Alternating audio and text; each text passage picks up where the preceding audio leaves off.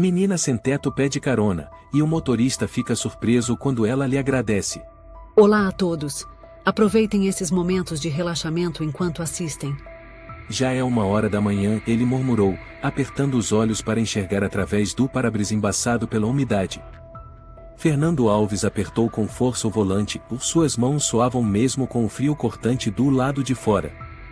Estava dirigindo um velho City Ibiza, o último bem de valor que ainda possuía depois da morte da esposa e do filho, que se mudará para Salvador 2 anos antes para trabalhar.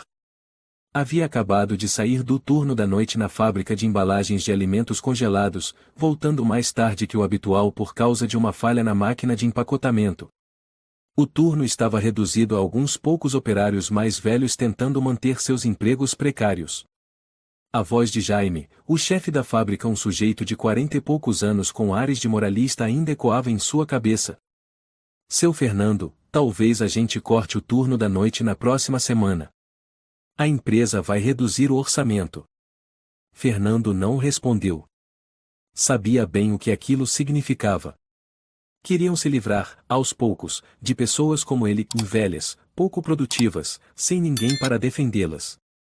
Ao dobrar uma curva ao lado de um galpão abandonado, uma silhueta negra passou pela calçada. Fernando franziu a testa e diminuiu a velocidade. A chuva caía de lado, mas os faróis iluminaram claramente a imagem de uma criança, ou melhor, de uma menina parada sob um poste de luz quebrado. Os cabelos colados ao rosto, as roupas encharcadas grudadas ao corpinho pequeno. O rosto sujo de lama, mas os olhos bem abertos, vazios. Fernando abaixou o vidro e chamou. Oi, menina. O que faz aqui? Tá chovendo muito. Ela não respondeu. Apenas se aproximou, os passos tão silenciosos que pareciam flutuar sobre a água. Quando chegou bem perto do carro, olhou para ele por alguns segundos e então falou. Posso pegar uma carona? A voz rouca, sem emoção, como se estivesse reaprendendo a falar depois de muito tempo sem usar palavras. Fernando abriu a porta do passageiro sem mais perguntas. Entra, você tá toda molhada. A menina subiu. Não disse nada. Não tremia. Não agradeceu. Apenas ficou sentada, olhando reta para a frente. Ele lançou um olhar de lado, coçando a cabeça. Como é seu nome? O que tá fazendo sozinha nessa área a essa hora? Silêncio. Ele tentou de novo, com a voz mais suave. Alguém te fez mal? Posso chamar a polícia se quiser. Não. Ela respondeu, quase num sussurro. Só preciso ir até o metrô velho. Fernando levou um susto. Metrô velho? Ele conhecia o lugar, uma estação subterrânea abandonada desde 2006 sob a justificativa de manutenção estrutural. Hoje era abrigo de ratos, viciados, foragidos. Ninguém ousava chegar perto. Tem certeza? O que vai fazer lá? Eu conheço o caminho. Só preciso que me leve até a entrada. Desta vez, ela virou o rosto e o encarou com olhos gelados como um lago no inverno. Não havia súplica, apenas uma ordem silenciosa. Fernando não soube explicar por que concordou. Havia algo na voz dela que o impedia de dizer não. Ele religou o carro. Qual é seu nome? Perguntou sem pensar. Inês. O carro velho avançou na chuva, vagarosamente, rumo à estação abandonada. Dos dois lados da rua, os postes já estavam apagados. O cheiro de mofo, lixo e seringas usadas subia das sarjetas. Fernando sentia a espinha gelar. Você tem família? Onde estão seus pais? Perguntou, com um tom de aflição. Inês permaneceu calada. Quando chegaram à entrada da estação, bloqueada por uma cerca de madeira apodrecida, a menina abriu a porta e desceu sem olhar para trás. Fernando se inclinou, chamando. Ei, Inês. Precisa que eu... Mas num piscar de olhos, ela já havia sumido na escuridão do túnel. A chuva caía mais forte. O vento sacudia pedaços de alumínio, fazendo um som metálico irritante. Ele ficou paralisado por alguns segundos, com o coração apertado. Havia algo errado. Muito errado. Ao chegar à pensão, Fernando estacionou o carro na calçada. Seu vizinho de cima, o Sr. Mateus, um velho rabugento de uns 70 anos, lutava para abrir a porta com um guarda-chuva quebrado. Chegando tarde de novo, Fernando? Um dia ainda vai topar com algum viciado e levar uma facada. Disse, lançando um olhar ao carro encharcado. É. O turno de hoje foi puxado. Respondeu Fernando, forçando um sorriso. Mateus torceu o nariz. Ouvi dizer que vão cortar mais gente semana que vem. Velhos como a gente não duram muito mais lá, não. Fernando não respondeu. Apenas assentiu com a cabeça e subiu em silêncio pela escada mofada. Por dentro, a imagem de Inês não saía da sua mente. Naquela noite, ele não dormiu. A chuva batia como tambores dentro do crânio. A cada vez que fechava os olhos, via novamente o olhar vazio da menina, o rosto sujo sem expressão. O telefone vibrou por volta das 3 da manhã. Uma mensagem anônima. Aquela menina é minha. Você acabou de assinar sua certidão de óbito, Fernando. Ele se sentou de um pulo. O coração disparado. Quem? Como sabiam seu nome? Sem número. Apenas aquela frase. Fria. Perturbadora. Em outro cômodo, a cerca de 10 quilômetros de Diadema, um homem de terno branco marfim assistia a uma gravação extraída de câmeras de segurança. A tela mostrava claramente o velho se parando, Inês subindo no carro. O pastor apertava a taça de vinho entre os dedos. O rosto sem rugas, mas os olhos afiados como bisturis. Um velho se atreveu a ajudá-la? Murmurou, com voz de serpente sobre mármore. Fernando Alves. Você acabou de encostar em fio de alta tensão. Ao lado dele, Júlio, um dos capangas mais fiéis, mantinha-se de cabeça baixa, as mãos cruzadas diante do corpo. O que faremos com ele, senhor? O pastor sorriu de leve e virou-se. Primeiro, vamos deixar que ele mesmo derrube sua honra. Quanto mais lento, mais doloroso. Fernando permanecia sozinho em seu quarto úmido. O vento assoviava pelas frestas da janela, arrastando consigo os lamentos do tempo. Ninguém imaginava um simples gesto de bondade para com uma menina desconhecida havia aberto os portões do inferno. E ninguém suspeitava, o mal não precisa de faca ou revólver. Basta um motivo. Diadema não era conhecida por grandes celebrações. Mas naquela manhã, a praça diante da igreja São Sebastião estava lotada. Um palco de aço improvisado exibia um fundo com a imagem de crianças sorrindo nos braços de um homem de capa branca e chapéu largo. Abaixo, lia-se: Fundação O Pastor pelo Futuro das Crianças em Situação de Rua. Ouvi dizer que ele já foi padre. Sussurrou Dona Ana, dona da farmácia próxima. Foi sim. Depois largou a igreja e virou o maior filantropo do sul de São Paulo. Um gênio. Concordou seu Marcelo, mecânico da esquina. O som do microfone ecoou. Obrigado a todos pela presença. E agora, o homem de coração generoso, pai espiritual de centenas de crianças, o senhor o pastor. Aplausos estrondosos. Um homem subiu ao palco. Terno branco creme. Cabelos grisalhos penteados para trás. Sorriso impecável. Olhos pequenos, brilhantes como aço sob óculos redondos. Ele levantou a mão. Não sou um anjo. Sou apenas um homem que esteve perdido, encontrou a luz e agora quer iluminar o caminho de quem vive na escuridão. A multidão se emocionava. As câmeras se aproximavam. A transmissão era ao vivo. Jornalistas se empurravam para tirar fotos. Fernando, em sua sala minúscula, assistia à TV, olhos fixos na tela. O pastor, murmurou, esse nome me soa familiar. Ele ainda não tinha reconhecido, o homem ali era quem havia enviado a mensagem anônima na madrugada anterior. Em um porão a cerca de 5 quilômetros do evento, uma realidade completamente distinta acontecia. Crianças magras, com mochilas nas costas, estavam sendo organizadas por dois homens de uniforme cinza, que liam uma lista de nomes. Larissa Pereira? Aqui. Respondeu uma garotinha de uns 8 anos, com voz tímida. Ok, pacote A4. Porta número 7. Move-se logo. Joana Martins? Presente. Aqueles pacotes ou eram envelopes lacrados com drogas, dinheiro vivo ou equipamentos eletrônicos contrabandeados, escondidos sob as roupas ou dentro do corpo. As estações de metrô abandonadas por toda São Paulo estavam conectadas por túneis antigos onde a polícia não alcançava.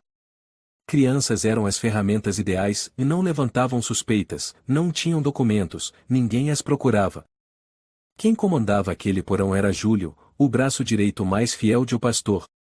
Frio, lacônico, e com um olhar tão letal quanto uma arma carregada. Cadê a menina Inês? Gritou Júlio. Sumiu. Respondeu um dos subordinados, cabisbaixo. Desde anteontem. Ninguém a viu. Júlio bateu com força na mesa. Sua voz era uma pedra caindo num poço. Encontrem ela. Ela levou um pendrive. Se isso cair nas mãos da polícia, estamos mortos. Inês não era uma criança qualquer. Desde os 10 anos, havia sido treinada como isca ou sua função era abordar o alvo, entregar o pacote, desaparecer. Sem certidão de nascimento. Sem registro. Sem amigos. Sem família. Apenas um número. Mas ela era diferente das outras no olhar. Não se rendia. Não deixava apagar a chama. 3 semanas atrás, ao receber a ordem de entregar um pacote na Estação da Luz, viu Júlio espancar até a morte uma outra criança por ter entrado pela porta errada. Naquela noite, ela se esgueirou até o escritório de o pastor, uma sala escondida no 3º subsolo, com fechadura biométrica e 4 níveis de senha. Com o pendrive escondido dentro da estátua de Nossa Senhora Aparecida, ela fugiu.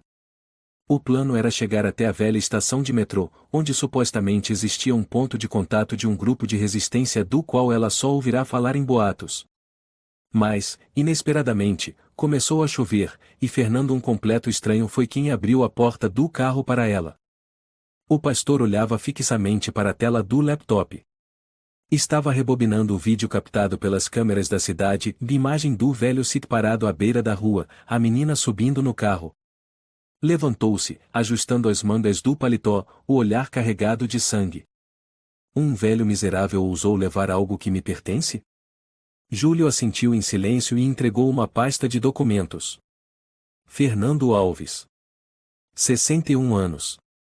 Esposa falecida por câncer em 2017. Filho único, Rodrigo, mora em Salvador. Trabalha no turno da noite como motorista na empresa de congelados Frigoval. O pastor estreitou os olhos. Tem dinheiro? Não. Conta poupança com apenas R$ 700. Nenhum bem registrado. Perfeito. Ele sorriu. Então ele não tem nada a perder. Vai ser fácil de destruir. Júlio perguntou em voz baixa. Quer que a gente pegue ele agora? O pastor balançou a cabeça. Não. Devagar. Ele mesmo vai se jogar no fundo do poço. Só precisamos empurrar. Na manhã seguinte, Fernando estava fazendo café quando ouviu batidas na porta. Abriu, e viu um envelope amarelo no chão da varanda. Ninguém por perto. Olhou em volta, então pegou o envelope. Dentro havia uma foto impressa em cores dele abrindo a porta do carro para Inês. A imagem tinha sido capturada de um ângulo alto, com nitidez assustadora. Junto, um bilhete escrito à mão. R$ 20.000. 3 dias. Entrega em mãos. Proibido avisar a polícia. Fernando ficou de boca aberta. 1000 perguntas invadiram sua mente. Quem? Por quê? O que está acontecendo? O telefone tocou. A voz de um homem soou, calma mas apavorante. Bom dia, Sr. Alves. Espero que tenha gostado do presente. Quem é você? Que porcaria é essa? Gritou Fernando. Simples.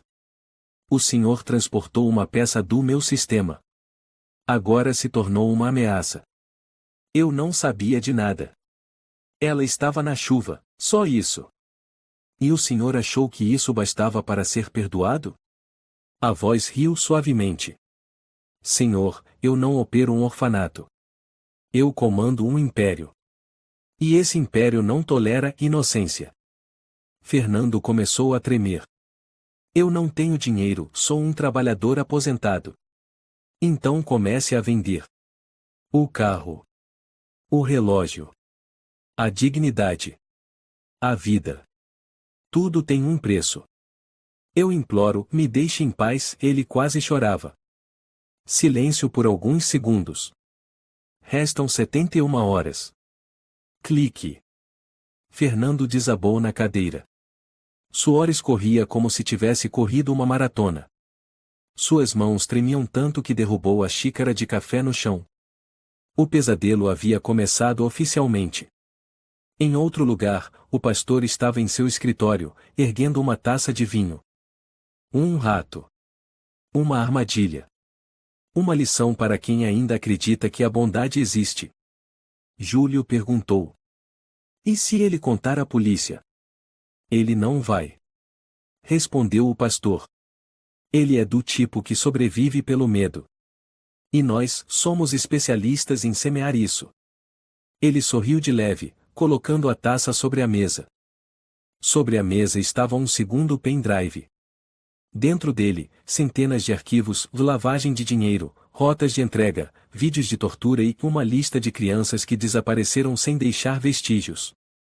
Inês, ele murmurou. Acha que fugir é o suficiente?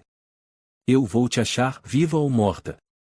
Na manhã seguinte, o céu de Diadema ainda estava cinzento como se coberto por um lençol de luto. Fernando acordou depois de uma noite em claro, a cabeça latejando, o coração disparado. O bilhete de chantagem e a foto com Inês ainda estavam sobre a mesa da cozinha, como uma mancha de sangue impossível de apagar. Ele ficou olhando para aquilo, com uma xícara de café gelado nas mãos. Não pode ser, murmurou. É só uma criança.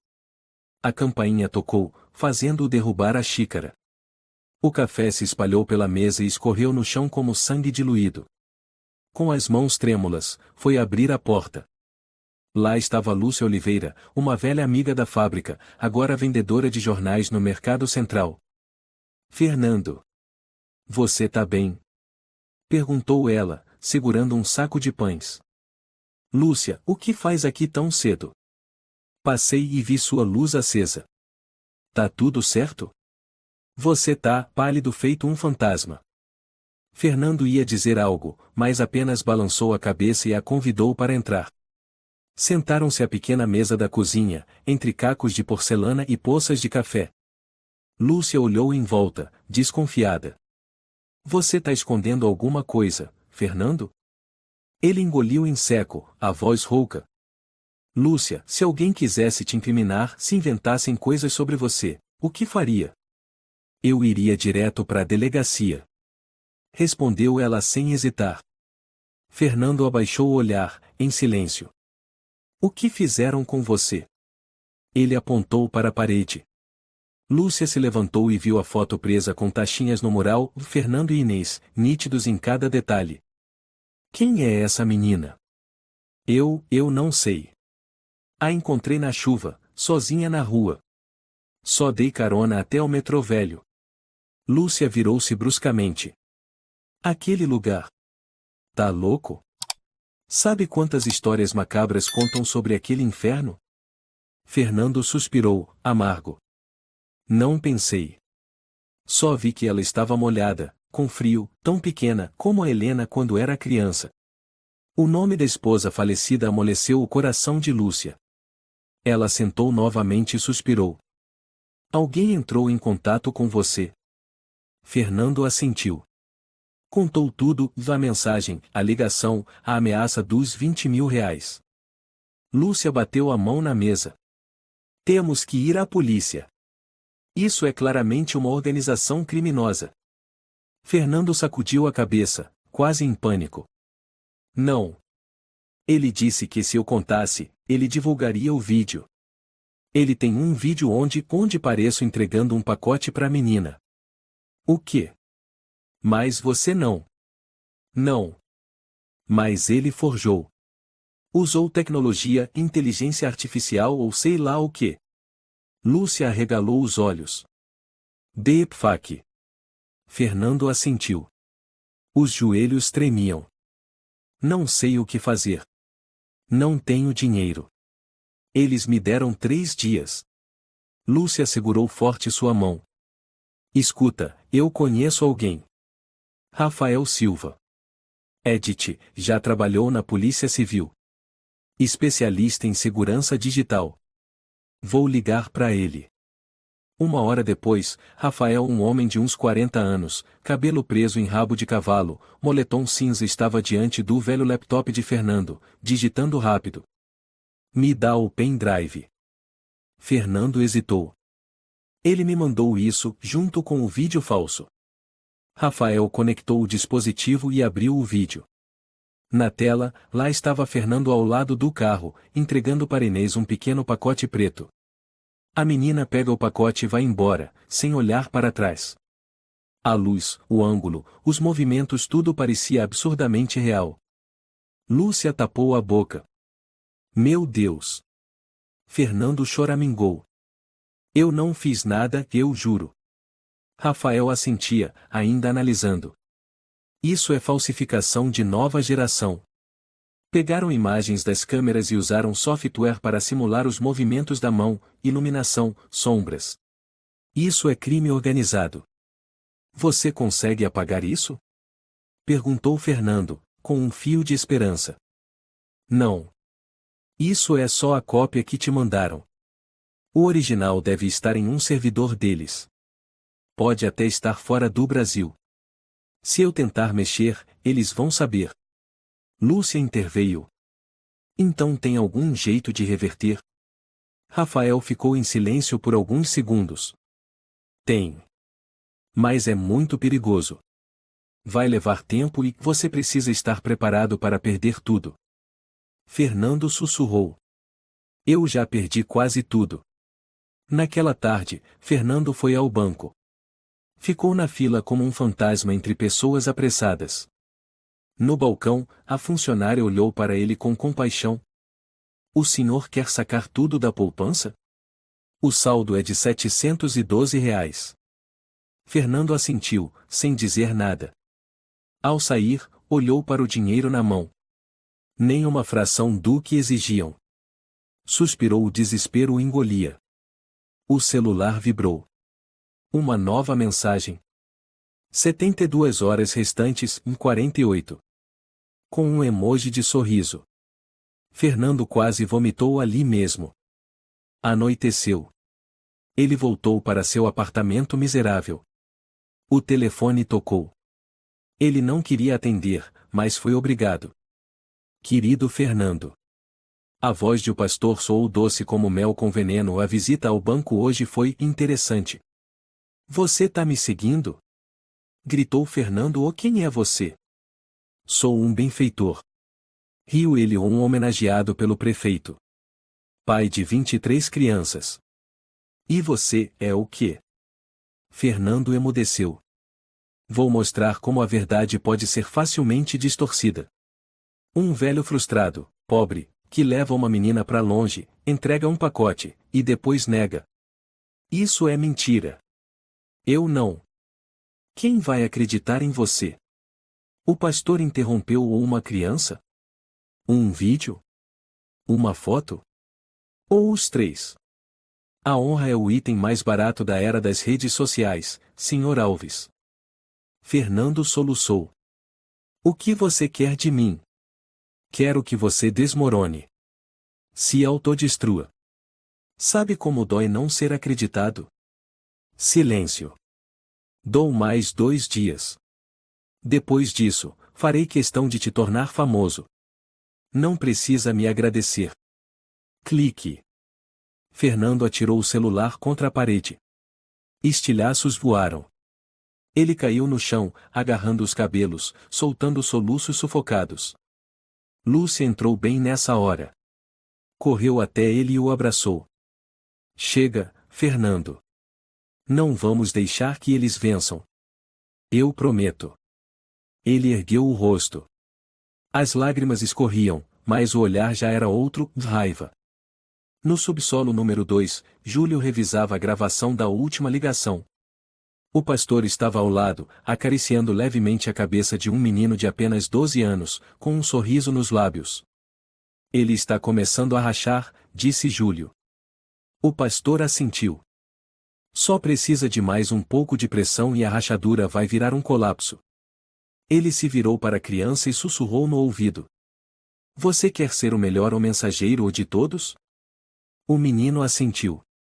Ele não sabia que acabará de assinar um contrato com o demônio. No terceiro dia, Fernando acordou com a sensação de que seu coração estava sendo esmagado por um torno de ferro. O cansaço de 3 noites sem dormir o deixava incapaz de distinguir entre sonho e realidade. Arrastou-se para fora da cama, ainda sem pentear o cabelo, quando o telefone tocou. Não era a voz do pastor. Era a voz de Jaime Lopes, gerente da fábrica Frigoval onde ele trabalhava como motorista de entregas. Fernando, venha para a empresa agora. É algo sério. O que aconteceu? Balbuciou ele, sentindo como se tivesse caído no fogo. Você sabe muito bem o que é. Jaime falou pausadamente. Traga todas as chaves dos veículos da empresa. Encontre-me na sala de recursos humanos. Fernando quase desabou. Na sala de reuniões da empresa, Jaime estava acompanhado de 2 pessoas, Marta Vasconcelos, do departamento de RH, e Ricardo, representante do sindicato. Sobre a mesa, havia um notebook já com o vídeo pausado, um clipe forjado onde Inês pegava um pacote das mãos de Fernando, em câmera lenta, de forma que era possível ver claramente o rosto de cada um. Marta foi a primeira a falar. Senhor Fernando, e este vídeo foi enviado ao e-mail geral do RH às 3 da manhã de hoje. O remetente é anônimo, mas indicou claramente que se trata de prova irrefutável. Fernando levantou as mãos, o rosto pálido como papel. Isso é uma armação. Esse vídeo é falso. Usaram tecnologia de deepfake, montaram tudo. O senhor está dizendo que toda essa cena foi criada digitalmente? Ricardo interrompeu, com tom incrédulo. Sim. Alguém está tentando me destruir. Jaime cruzou os braços e arqueou a sobrancelha. E por que alguém tentaria destruir um motorista aposentado por 3 vezes, como o senhor? Fernando gaguejou. Eu não sei. Só porque dei carona a uma menina de rua numa noite de chuva. Os 3 o encararam como se estivessem diante de um louco. Marta disse friamente. A empresa decidiu suspender o senhor por tempo indeterminado, sem remuneração, enquanto investigamos o caso. Este é o comunicado oficial. Mas, eu trabalho aqui há 14 anos. Ricardo interveio. Senhor Alves, aconselho que fique em silêncio. Se continuar negando, seremos obrigados a chamar a polícia. Fernando tremia ao olhar o documento à sua frente.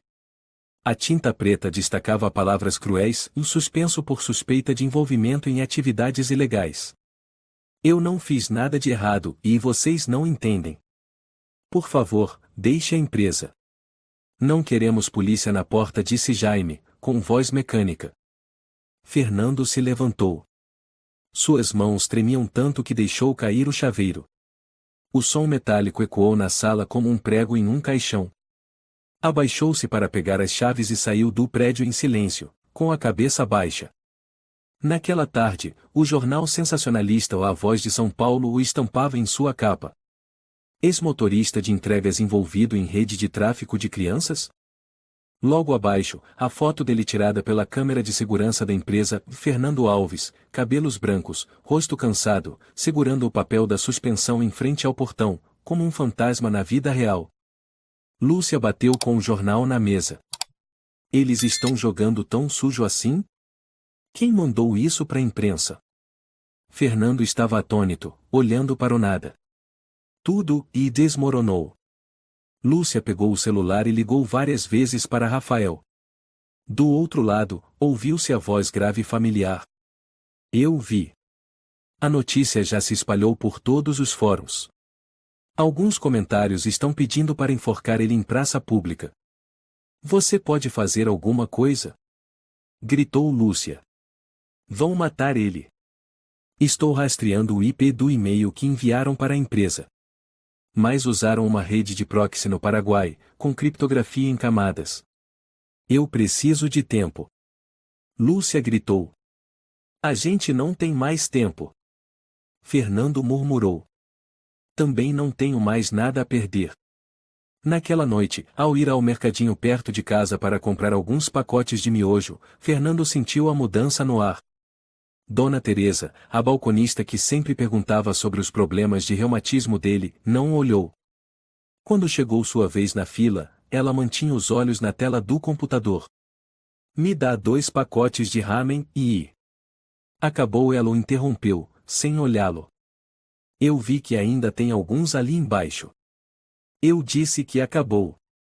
Ela gritou, e fez um gesto com o queixo em direção à porta. Vai comprar em outro lugar.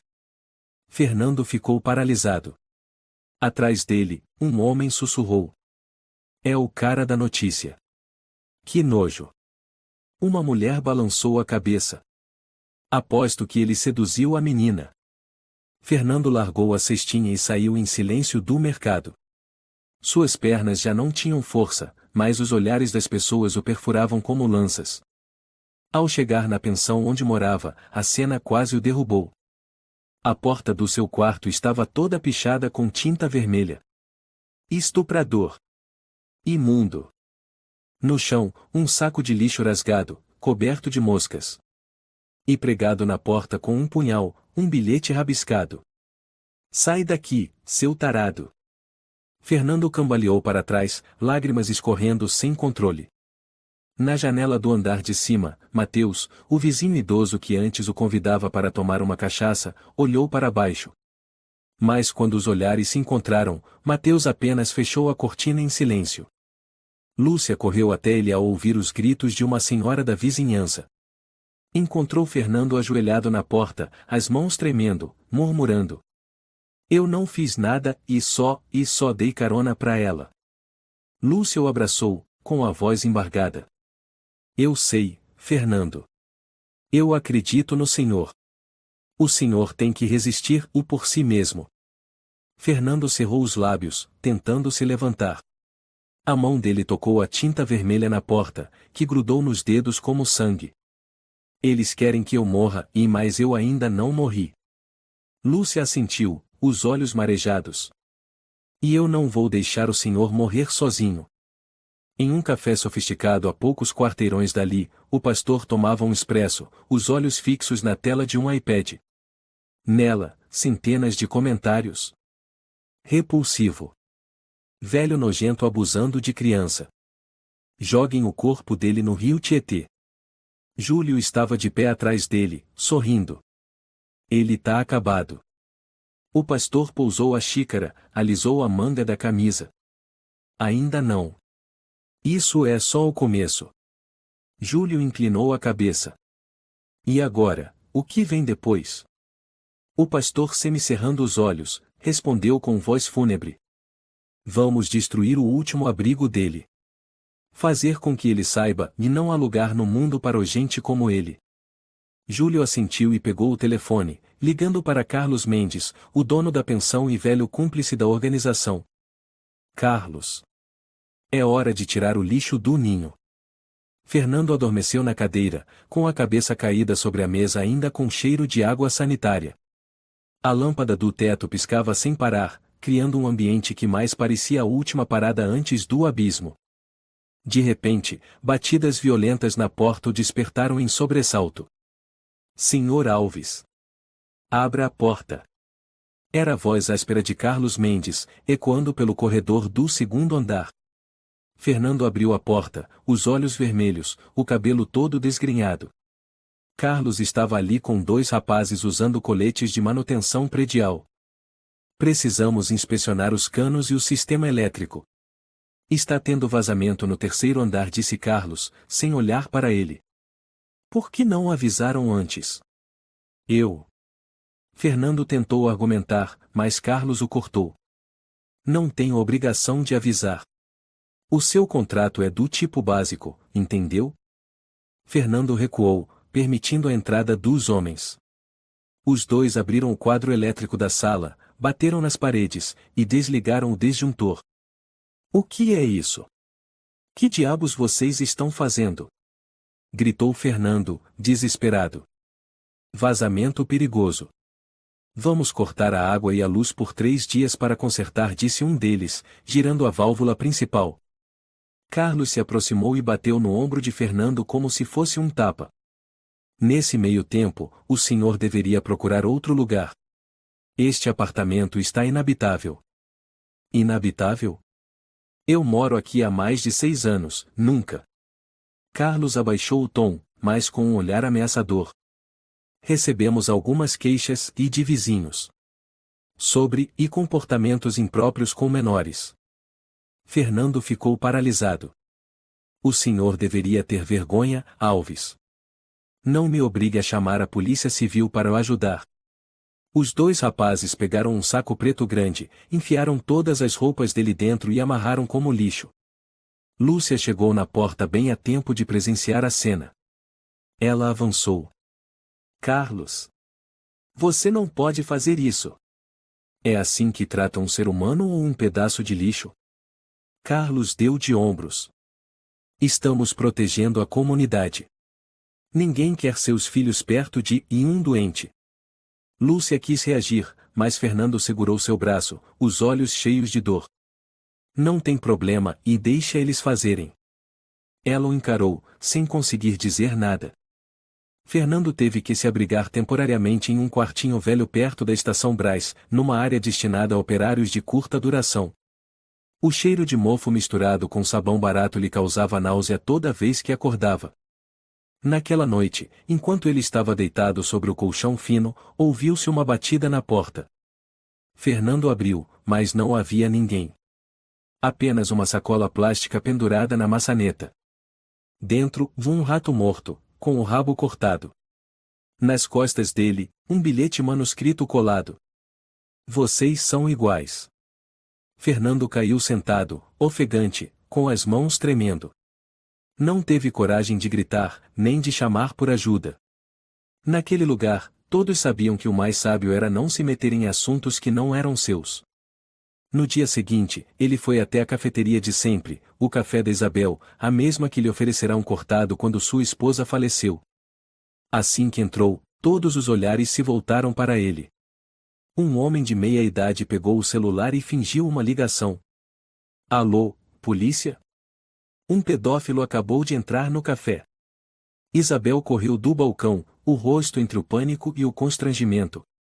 Fernando, me desculpa, mas eu não posso mais te servir. Isabel, eu só queria um café. Alguém ameaçou incendiar o lugar se eu deixasse você voltar aqui. Fernando riu seco, a voz embargada como se algo apertasse sua garganta. Eu não fiz nada.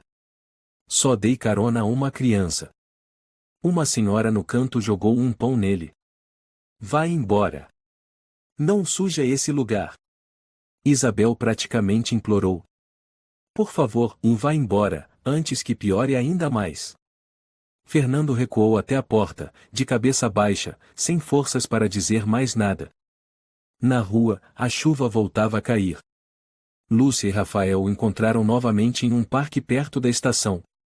Fernando estava imóvel como uma estátua, os olhos opacos, o rosto pálido. Lúcia lhe estendeu um sanduíche. Comprei no mercado. Fernando não aceitou. Sua voz soava como a de alguém que havia envelhecido 10 anos em uma noite. Sabe, minha esposa dizia que se algum dia eu não conseguisse mais fazer nada útil, que ao menos vivesse com dignidade. Mas agora, nem isso as pessoas acreditam mais. Rafael se sentou ao lado dele, abrindo o laptop. Encontrei uma pista. O IP original que acessou a câmera da cidade onde você pegou Inês está ligado a um servidor interno altamente protegido. Grande chance de estar conectado a uma rede criminosa usando o antigo sistema de metrô. Lúcia perguntou rápido. O que podemos fazer? Posso criar um script para rastrear a origem, mas preciso acessar o servidor original. E, para isso, preciso de alguém que me leve até perto da estação abandonada. Fernando levantou a cabeça. Eu conheço aquele lugar. Levei meu filho para brincar lá quando era pequeno. Tem um caminho pelos fundos, atrás do antigo centro de tratamento de lixo. Lúcia apertou sua mão. Então o senhor vai ser quem vai ajudar a derrubá-los. Fernando assentiu, mas disse em voz baixa. Eu não ligo mais para derrubar eles, e só quero e não morrer como um rato. Rafael ajustou a mochila, o olhar firme. Então viva como a última chama acesa na escuridão. Na sala de controle do subsolo, Júlio fez seu relatório. O velho foi expulso do quarto, picharam a porta, virou párea total. Restaurante, mercado, vizinhos todos viraram as costas. Qual o próximo passo? O pastor limpava seus sapatos de couro branco com um pano de veludo. Parou, ergueu o rosto e disse: Traga-o de volta para nós. Pegar ele à força? Não.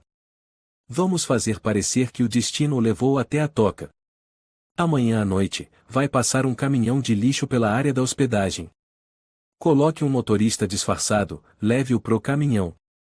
Júlio assentiu. Levar para onde? O pastor sorriu, os olhos semicerrados como um velho lobo. Pro antigo galpão às margens do rio Tietê. Um lugar onde quem entra e só sai boiando.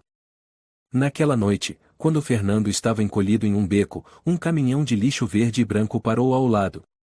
O motorista, um sujeito jovem com barba e sotaque forte, abriu a janela. Ô tio, aqui não pode dormir, não. A polícia já tirou gente daqui hoje de manhã. Fernando assentiu. Só vou sentar um pouco. O motorista o observou por alguns segundos e então abriu a porta. Tem um cantinho no caminhão. Tá limpo, tem água. Se o senhor não se importar. Fernando olhou para cima, sem forças para suspeitar. Subiu no caminhão. A porta se fechou com força. O motorista deu partida. Fernando não sabia, e o destino final o aguardava. O caminhão balançava levemente ao entrar em uma estrada de terra sinuosa rumo à periferia. O cheiro podre do compartimento traseiro era sufocante, mas Fernando já não sentia mais nada. Sentou-se no chão, encostado na lateral do caminhão, olhos semicerrados, como quem havia entregue alma e corpo. A gente tá indo para onde? Ele perguntou, a voz rouca. O motorista não respondeu.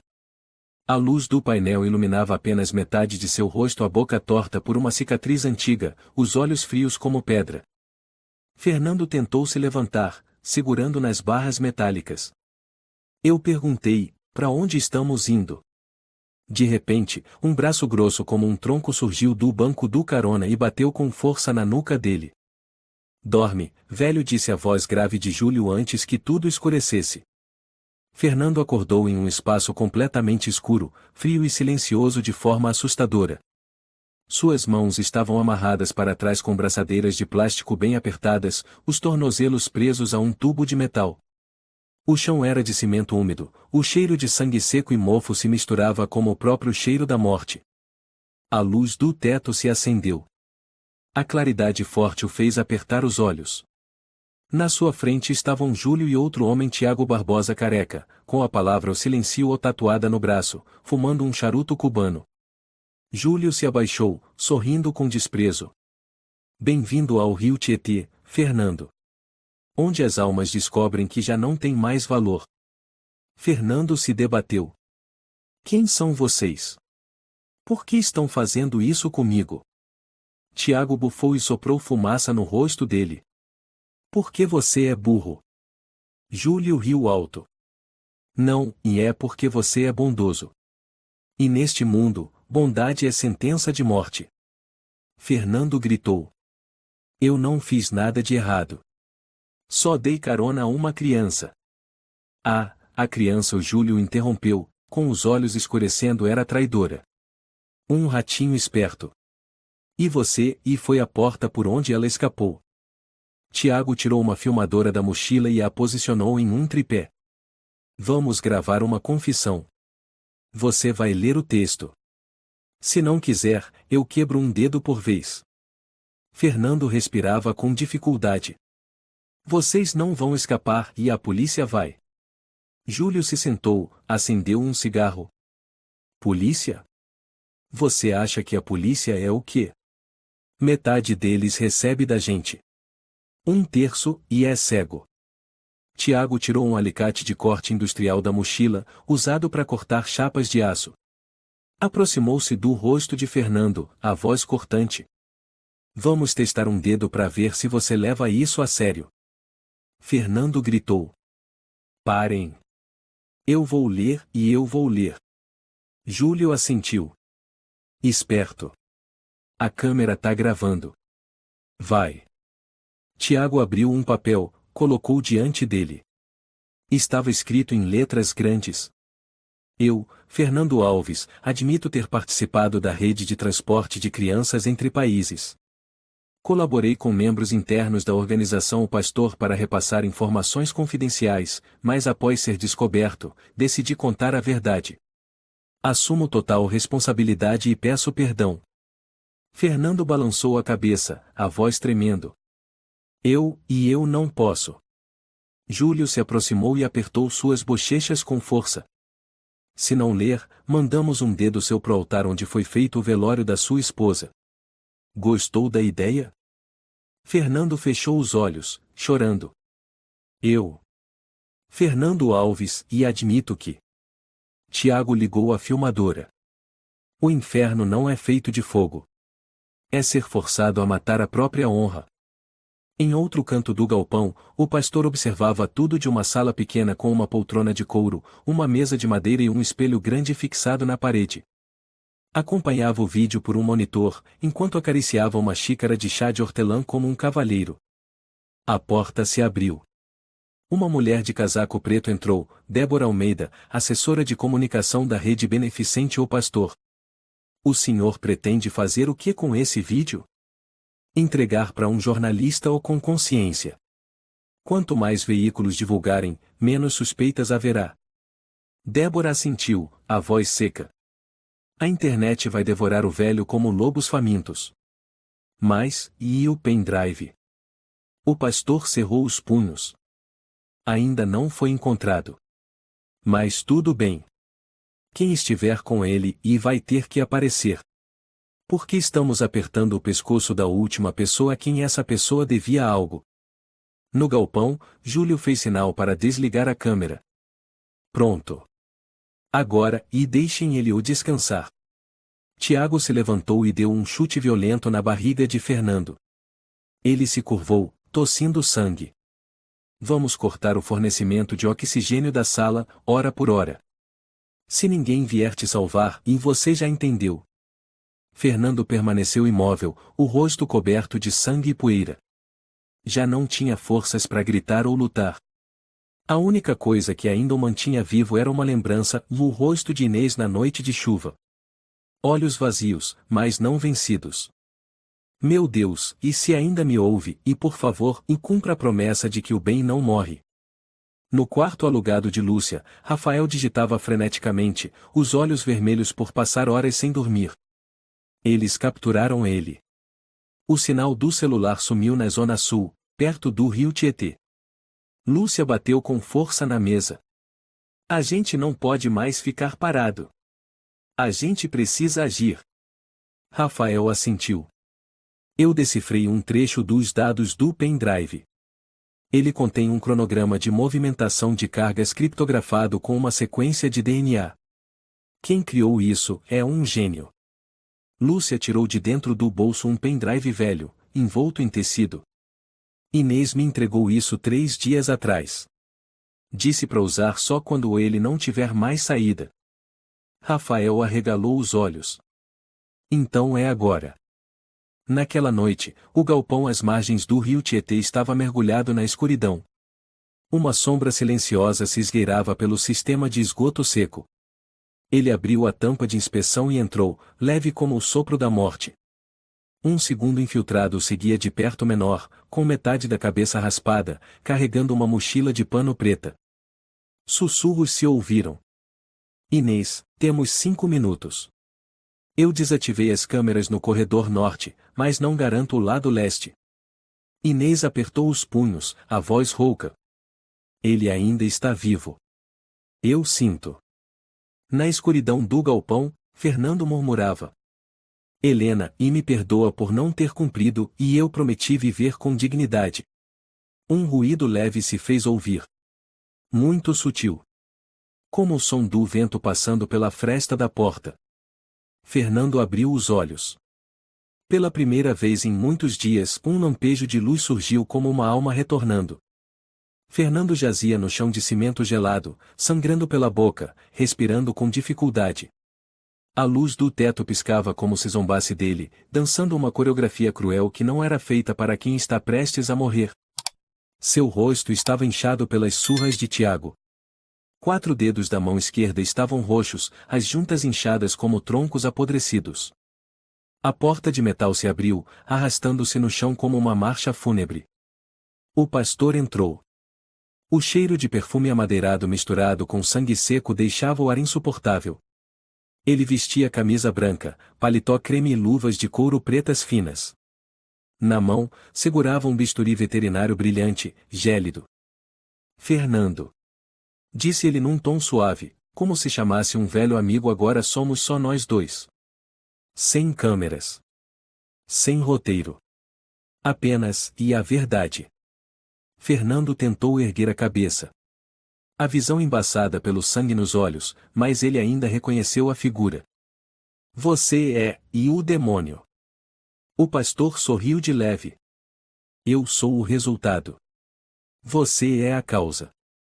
Uma sociedade que cria coitados achando que o ser bom é uma arma contra a escuridão. Eu, e não tenho mais medo de você. Sussurrou Fernando. Ele se ajoelhou, rosto na altura de Fernando, encostou a lâmina no pescoço enrugado dele, gelada como aço. Então seja corajoso. Estou prestes a te mandar para o outro lado, com a reputação de pedófilo, traidor e falso moralista. Que presente melhor do que esse? Fernando tremeu. Uma gota de sangue da lâmina escorreu até o chão, manchando o cimento como tinta vermelha sobre papel. Tiago estava atrás, segurando uma arma de choque. É agora, chefe? Perguntou ele, ansioso. O pastor balançou a cabeça. Não, e quero que ele sinta cada segundo do que significa ser insignificante. Ele começou a murmurar. Não em português, mas em latim a oração Ave Maria, dita num tom sarcástico, enfatizando cada palavra como um deboche cruel. Ave Maria, gratia plena. Dominus tecum. Fernando gemeu baixo, tentando se mover, mas suas mãos estavam presas, o corpo fraco demais para erguer a cabeça. Ele tentou rezar. Meu Deus, e eu só queria viver. O pastor parou. Olhou profundamente nos olhos dele, um olhar desprovido de qualquer traço humano. Viver para quê, Fernando? Lá fora, ninguém acredita em você. Ninguém te espera. Seu filho te bloqueou. Seus vizinhos querem você morto. A imprensa te chama de monstro. Então, viver para quê? Fernando não respondeu. Apenas balançou a cabeça, lágrimas se misturando ao sangue que escorria pelas bochechas. O pastor apertou o cabo da faca. O mundo não vai lembrar de você como um bom homem, mas como um erro de sistema. Algo a ser deletado. Tiago se aproximou, puxou o cabelo de Fernando, forçando sua cabeça para trás. A lâmina repousava sobre a artéria do pescoço. Fernando murmurou. Eu costumava acreditar que se a gente não fizesse nada errado nunca teria que fugir. O pastor estalou a língua. Esse foi seu primeiro e último erro. Naquele instante, a luz se apagou. Todo o galpão mergulhou em escuridão total. Um segundo antes de o bisturi cortar o pescoço de Fernando, o galpão inteiro tremeu como se houvesse um terremoto. Que merda é essa? Tiago gritou, recuando e apertando o gatilho da arma de choque. Um estrondo ensurdecedor explodiu à esquerda, a porta lateral arrebentou, estilhaços voaram, a fumaça se espalhou. 6 figuras sombrias em trajes táticos e máscaras de gás surgiram como fantasmas do subsolo, deslizando rapidamente pelo esgoto. Movimentos precisos, silenciosos, implacáveis. Merda, a polícia! Júlio gritou do mezanino, pegando o rádio: todas as unidades, defendam a posição. Mas ele não teve tempo de terminar a frase. 2 tiros de taser cravaram-se em seu peito. Seu corpo tremeu violentamente antes de cair inconsciente. Tiago virou a arma contra o grupo de invasores. Um bastão elétrico atingiu seu braço, a arma voou pelo chão.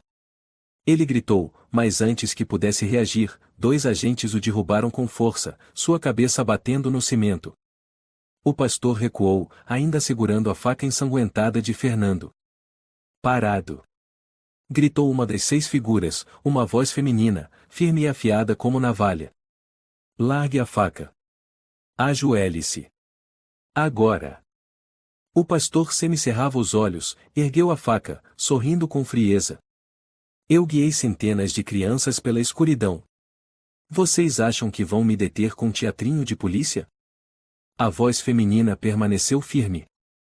Não é polícia. É a justiça que você evitou a vida inteira. Quando a fumaça se dissipou, quem saiu da formação foi Inês. Já não era mais a criança encharcada da noite chuvosa. Agora, ela era uma combatente fria, olhar firme, cabelo raspado de um lado, uma cicatriz vermelha ainda visível no pulso. Com a arma de choque em punho, caminhou até o pastor. Há quanto tempo, pai?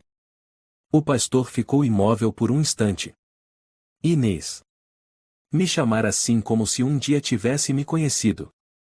Respondeu ela, com a voz trêmula de raiva contida. Você nunca soube.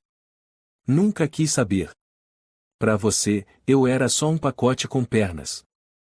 Ele riu com desprezo. E acha que escapou? Tudo o que você fez seguiu exatamente o que eu planejei.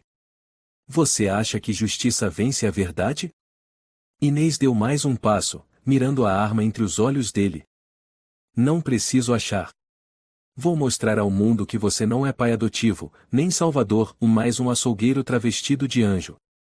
Eu sou Deus nesse mundo, Inês. Eu decido quem vive e quem morre. Ela cerrou os dentes.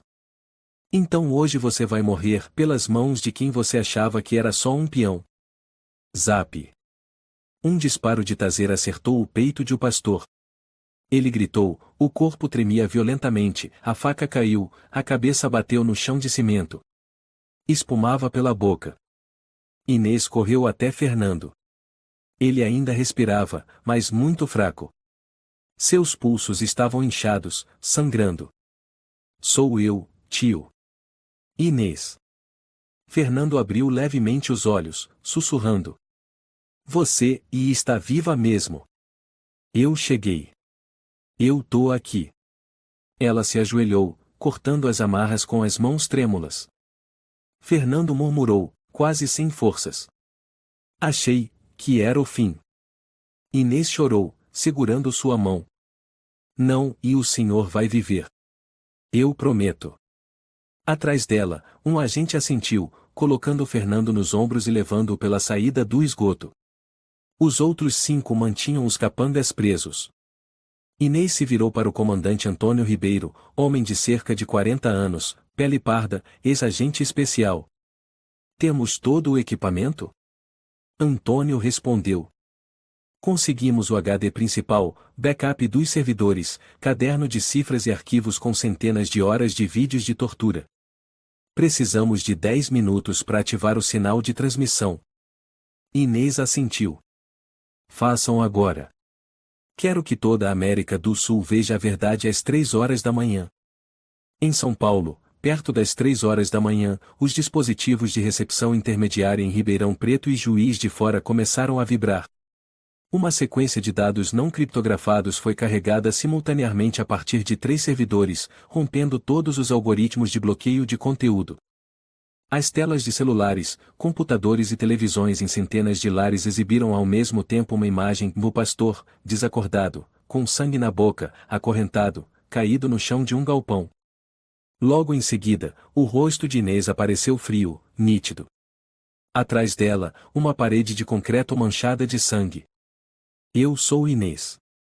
Fui uma entre centenas de crianças enfiadas em esgotos, estações de trem e caminhões frigoríficos para transportar o que eles chamavam de o futuro do submundo. Este é o pastor, um homem que já foi homenageado pelo governo, pela imprensa e até pela igreja. Mas, na verdade, ele é um assassino, um traficante humano e lavador de dinheiro. Aqui estão as provas irrefutáveis. Uma sequência de vídeos foi exibida de crianças sendo torturadas, obrigadas a treinar, drogas sendo aplicadas em seus corpos, e imagens das remessas ou gravações de conversas entre o pastor e autoridades que recebiam suborno. Por fim, apareceu o vídeo da confissão de Fernando, com marca d'água editada, seguido da gravação original, que provava a falsificação usando deepfake. As redes sociais explodiram. Vários hashtags dominaram. Hashtag o pastor é o demônio. Hashtag justiça pelas crianças. Hashtag Fernando é inocente. Na sede da Polícia Civil, a inspetora-chefe Clara Gomes bateu com força na mesa. Contatem o Ministério do Interior. Ativem a Operação Vassoura, vamos varrer todos os agentes comprados. Quero o pastor dentro de um carro blindado em 20 minutos. Um jovem oficial gritou. Senhora! Está passando na televisão nacional. Clara olhou para a tela. Seu rosto ficou paralisado. No Hospital Central de Diadema, Fernando abriu os olhos sob uma luz suave. Um jovem médico sorriu. Bom dia, senhor. O senhor foi resgatado. Está em segurança. Fernando virou a cabeça. Inês estava ao lado, olhos marejados, segurando firme sua mão. Me desculpa por ter chegado tarde. Ele apertou a mão dela com fraqueza. Você, e me mostrou, e que eu não estava errado. O senhor nunca esteve errado, disse Inês, com a voz embargada, só que o mundo estava podre demais para reconhecer o certo. Fernando chorou. Não de dor.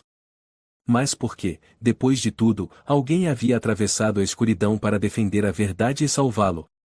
No andar térreo do hospital, uma enfermeira sussurrou ao segurança. A polícia acabou de capturar o pastor. Ele está em isolamento, sem contato com ninguém. Dizem que ele confessou o nome de quase 40 autoridades envolvidas. Inês tirou um objeto do bolso e o colocou na mão de Fernando. Um chaveiro velho, enferrujado. Eu ainda tenho isso. Naquela noite chuvosa, e o senhor não perguntou, não forçou, não julgou. Só abriu a porta. Fernando sorriu. Só pensei, e que você estava com frio. Inês apertou sua mão com mais força. E agora sou eu que vou incendiar tudo para manter sua chama acesa. A cena no Tribunal Especial da Justiça Nacional deixou o povo brasileiro em choque.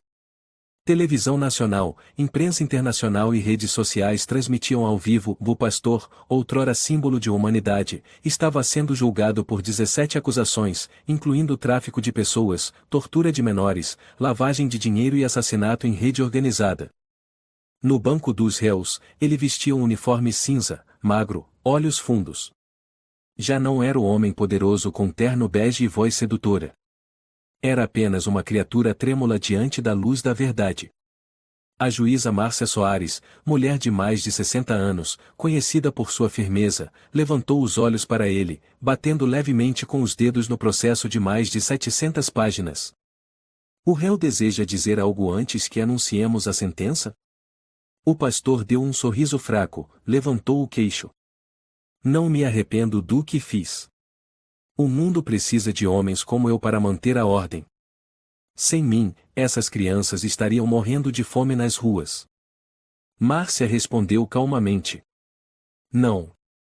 Sem você, centenas de crianças não teriam morrido nas sombras. Não teriam sido esmagadas pela violência. E não teriam virado ferramentas de pesadelos. O Senhor morrerá em silêncio. E desta vez, o mundo verá quem o Senhor realmente é.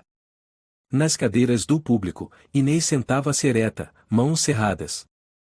Fernando, ao lado dela, usava uma camisa branca e um blazer preto dado por Lúcia. Seu olhar era calmo, mas cheio de emoção. O porta-voz do tribunal anunciou: o pastor, nome verdadeiro João Rocha, é condenado à prisão perpétua sem possibilidade de indulto. Seus bens estão confiscados de forma definitiva, e toda a sua rede de caridade foi dissolvida. A identidade de todas as vítimas foi restaurada, e a honra de cada um dos inocentes foi publicamente reconhecida. Um aplauso discreto ecoou no salão. Ninguém tentou impedir. Naquela noite, em uma pequena sala da sede do grupo de resistência, Rafael colocou o último pendrive sobre a mesa. Apagamos todos os backups. Não restou nenhum dado que a imprensa possa usar contra o passado de Inês. Você pode começar uma vida nova. Inês balançou a cabeça, firme. Não quero viver como uma nova pessoa. Quero viver como eu mesma. Aquela que foi enterrada viva e mais voltou para libertar os outros. Lúcia, sentada ao lado de Fernando, tinha os olhos brilhando. Podemos construir um lugar onde crianças sejam verdadeiramente protegidas. Onde não sejam mais jogadas em esgotos e chamadas de meios de transporte. Fernando sorriu levemente. Vamos chamar esse lugar de Chama. Porque foram as crianças vistas como cinzas que reacenderam a primeira luz. Inês parou por um segundo. Depois assentiu. Chama. Eu gosto desse nome. Um mês depois. Fernando estava em pé diante do túmulo da esposa. No cemitério da periferia de Grajaú, o céu estava nublado. Usava um casaco de lã cinza e segurava um buquê de crisântemos brancos. Helena, e tudo acabou. Eu sobrevivi. E cumpri minha promessa. A voz falhou. Eu não perdi minha bondade, mesmo quando pisaram nela.